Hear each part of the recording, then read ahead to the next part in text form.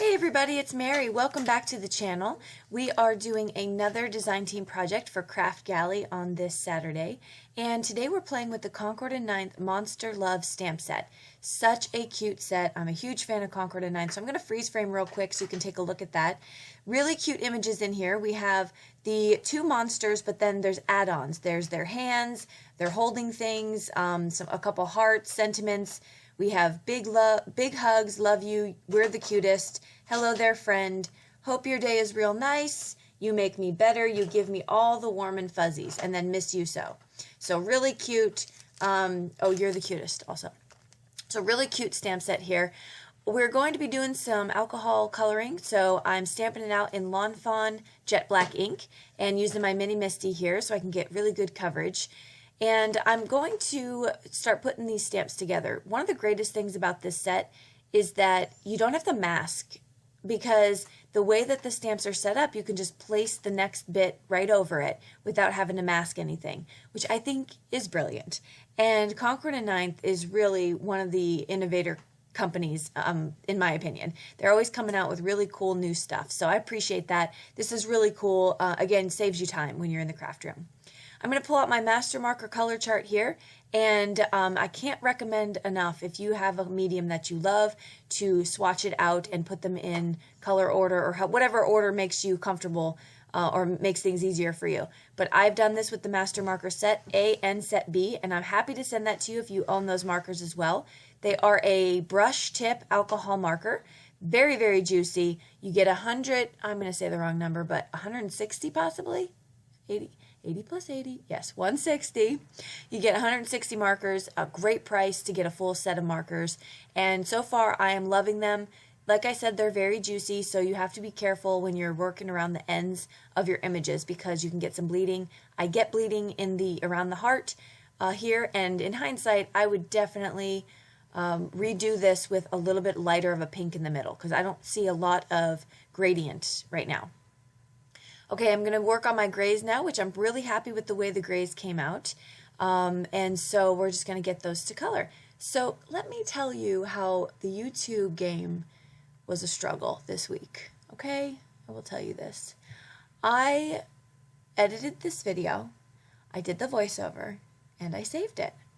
And then I went to pull it up this morning to rewatch it so I can upload it, and it was gone. And it wasn't just, you know, distorted or screwed up, or no, it was disappeared, gone into cyber world. I have no idea. I looked everywhere, virtually, on my computer, everything. It's just gone.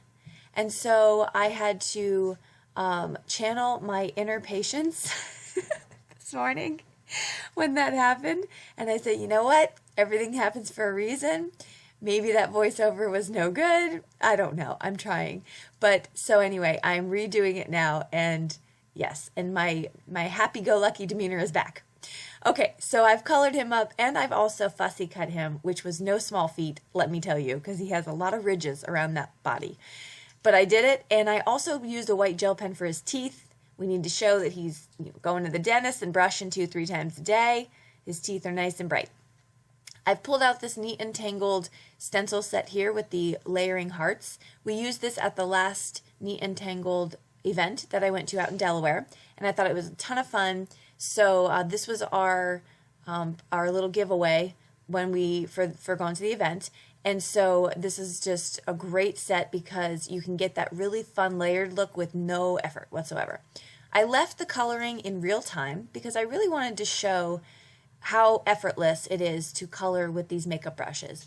It is just that. It's very simple. You could control how much ink you want on it. I'm starting off on the right hand side because I want an ombre look to move to the left, and so I just keep it moving right across the panel. And then I'm going to take the other one and do the same. Now with this, I'm going to try this again with Distress inks because I wanted the two colors when they touched to blend into a different color. But oxides are really opaque, and so it more covered it than did blend with it. So or maybe if I used two colors that blended really nicely, that might have worked a little bit better, like a red and a yellow. That may have given me that orange blend. but for this look, it really just kind of came out kind of covered. Not what I was going for. However, I really do like the two colors together. Okay, so here we're going to see what the final look is, and I'm really happy with it. I think that's a fun little background there. Okay, once that's done, I am going to move to the next step, and we are going to clean the brushes. This is how I clean my brushes. I get asked about it, so I just use a microfiber cloth. You can use a baby wipe, you can use paper. I find that the paper doesn't clean them as well, and so I like to use a microfiber cloth. It's kind of toothy of a cloth, and so it gets into the bristles and it does a great job. So that's how I do it, and you can do this in between colors and use one brush for all your colors. So if you see a brush like this on a steal of a deal, grab it up and give it a try, because you only need one technically. Now I'm cutting this down with Hero Art's rectangle rounded corner dies, and I really didn't need to because I didn't realize this was going to be a shaker card until after I did this. But I ran that through my Gemini Junior die cutting machine, and I got the nice rounded corners. The reason I didn't need to is because I'm going to put a panel over it. So I guess, well, that's not true. I'm going to put a rounded panel over it, so I suppose I did need to do that. So disregard what I said. Don't listen to me. All right, so here's the backing to the stencils. Now, if Danielle is watching from Neat Tangled, Danielle, look away. Look away, because I'm going to cut up this piece of paper. I don't store my stencils in their original packaging.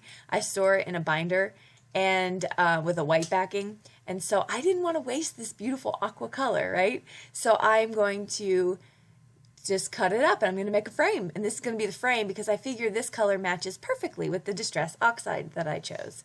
So that is what we're doing here. I have cut that out using 2 of the dies, and that's going to give me the frame look that I want. And yeah, so that's going to be basically right on top. It's a little bit of a thinner paper or cardstock, but that's okay. I'm going to use Fun Foam. Taking out some Judikens Embossable Acetate. I'm not going to emboss on it, but that doesn't matter. You can still use it. And I'm going to use some of this score tape to hold my acetate down. You can use a variety of adhesives. Tape Runner works really well. I'm hesitant to use liquid glue because that can get goopy and get onto your acetate. But this is a really good option, or Tape Runner. Okay, so I'm going to place down my acetate, and then there's going to be a little bit extra around it, so I'm just going to chop that down with my scissors.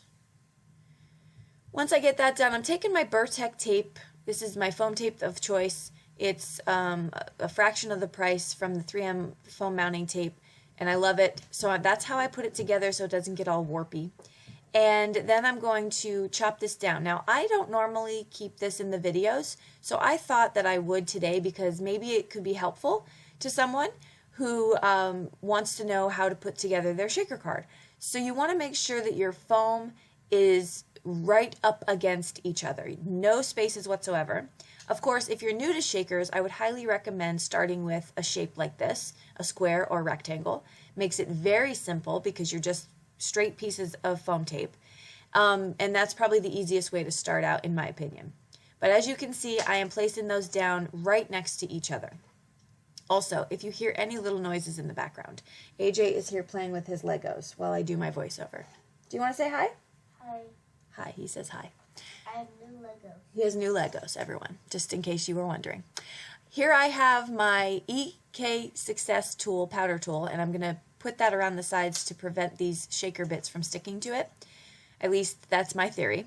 And I'm going to add these shaker bits I'm adding right now. You got those over at the shop. Such a beautiful mix. I just think mermaid when I see that mix. And then adding some pink beads to kind of pull from the pink that I've done on the monster's heart and the background. Okay, so I get that done. And now we need to pull off the release paper. So I will tell you, you need to be very careful when you do this because if you shake around, see how I'm holding it down with my one hand? If you shake it around, you're going to get those shaker bits all over your adhesive, which is just a pain to fix.